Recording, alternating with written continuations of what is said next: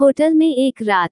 ये कहानी एक ऐसी लड़की की है जो असम घूमने जाती है और जहां पर एक होटल में उसके साथ एक भूतिया वाकया पेश आता है। ये घटना पिछले साल मेरे साथ तब हुई थी जब मैं अपने दोस्तों और मेरे बॉयफ्रेंड के साथ शिमला की यात्रा पर गई थी। ये भारत का एक प्रसिद्ध हिल स्टेशन है। मैं असम में रहती हूँ। 3 घंटे की फ्लाइट और 4 घंटे ड्राइव करने के बाद हम शिमला में थे। आखिरकार हम अपने घूमने की जगह तक पहुंच चुके थे। हमने अपने होटल में चेक इन किया पर हमने कमरों को चेक नहीं किया क्योंकि हमने उन्हें पहले ही ऑनलाइन बुक कर लिया था और हम थोड़े जल्दी में भी थे। इसलिए हमारा सामान होटल में रखने के ठीक बाद हम प्रसिद्ध मॉल रोड को देखने निकल गए, जहां पर कुछ पुरानी बिल्डिंग्स थी जो औपनिवेशिक युग कॉलोनियल ईरा से संबंध रखती थी। होटल आने के बाद हमने महसूस किया कि वो होटल काफी सुनसान लग रहा था क्योंकि वहां पर केवल 3 से 4 ही स्टाफ मेंबर्स थे और वहां बहुत ही कम गेस्ट्स थे। वैसे शिमला पर्यटकों के लिए काफी चर्चित स्थान है, पर वह समय जनवरी का था और उस समय उस जगह पर ठंड भी पड़ रही थी, इसलिए भी शायद कम संख्या में वहां पर लोग मेहमान थे। मैं अपने बॉयफ्रेंड के साथ एक ही कमरे में रुकी और हमने रात के खाने का ऑर्डर देने का निश्चय किया, पर जैसे ही मैंने रिसेप्शन पर कॉल लगाई तो मैंने एक स्टैटिक साउंड को महसूस किया। ऐसा लग रहा था कि जैसे किसी ने फोन उठा लिया है और वह कुछ कह रहा है पर किसी कारणवश उसकी आवाज सुनने योग्य ही नहीं है। मैंने फिर फोन लगाया पर तब भी पहले जैसा ही घटित हुआ।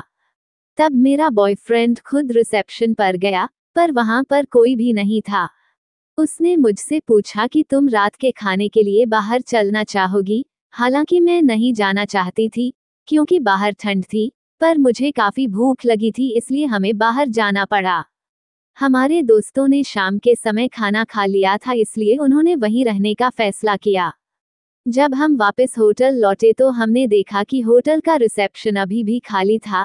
हमने सोचा कि शायद ये होटल सस्ता होने के कारण यहाँ की हॉस्पिटैलिटी अतिथि सत्कार इतना अच्छा नहीं है जितना बड़े होटलों का होता है। मैं तरोताजा होने के लिए वॉशरूम गई।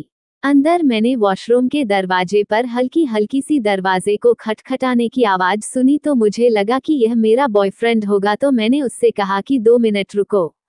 पर दरवाजे पर खटखटाने की आवाज आती रही तो मैंने दरवाजे खोलकर उससे कहा कि तुम्हें क्या समस्या है, तो वह अपने मोबाइल में गेम खेलता हुआ मेरी तरफ आश्चर्य के साथ देख रहा था।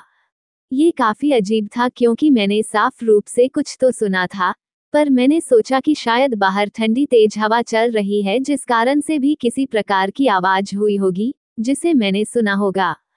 चूंकि हम थक चुके थे, इसलिए जैसे ही हम बिस्तर पर लेटे हमें नींद आ गई। ठीक आधी रात के समय मुझे ठंड लगने लगी। जैसे ही मैं उठी तो मैंने उठकर देखा कि कंबल मेरे ऊपर नहीं था। मैं अच्छे से सोती हूँ तो ये कहना गलत होगा कि मैंने तीनों कंबलों को मेरे ऊपर से हटा दिया होगा। मैंने घड़ी की ओर देखा। रात के 2:05 बज रहे थे। मैं बाथरूम में गई, पर जैसे ही मैं अपने हाथ धो रही थी कि तभी मैंने एक आवाज सुनी और एक सिक्का मेरी तरफ लुढ़कते हुए आ रहा था। मैं आश्चर्यचकित थी क्योंकि हमने अपने कपड़े बाथरूम में नहीं रखे हुए थे, इसलिए ये सिक्के वाली घटना घटित होना संभव नहीं था। एक क्षण के लिए मैं उसी जगह पर जम गई। मैं हिल नहीं पा रही थी। मैंने अपने शरीर में कंपकपी सी महसूस की। मैंने फिर से दरवाजे पर उन्हीं हल्की हल्की दरवाजे को खटखटाने की आवाज सुनी।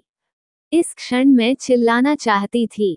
मैंने अपनी आंखें बंद की और मैं प्रार्थना करने लगी और आवाजें बंद होते ही मैं तेजी से पलंग की ओर बढ़ी और मैंने अपने बॉयफ्रेंड को जगाया, जिसने कुछ भी सुना था। बाद में जब मैंने उसे सब कुछ बताया तो उसने बाथरूम को चेक किया और उसे वो सिक्का मिल गया, पर इस बात का पता नहीं चला कि वो आया कहां से था। मैं पूरी तरह से डर गई थी, पर मेरे बॉयफ्रेंड ने किसी तरह मुझे समझाया और कहा कि आज रात हम यहाँ रह लेते हैं और कल सुबह होटल बदल लेंगे। मैंने उसे गले लगाया और मैं सो गई। अगले दिन बाथरूम का इस्तेमाल करते समय मैंने दरवाजे को खुला रखा। उस होटल को छोड़ते समय रिसेप्शन पर कुछ स्टाफ मेंबर्स थे। हम जब उन्हें हमारा होटल का अनुभव बता रहे थे तो वे ऐसे व्यवहार कर रहे थे जैसे वो इसके आदी हो।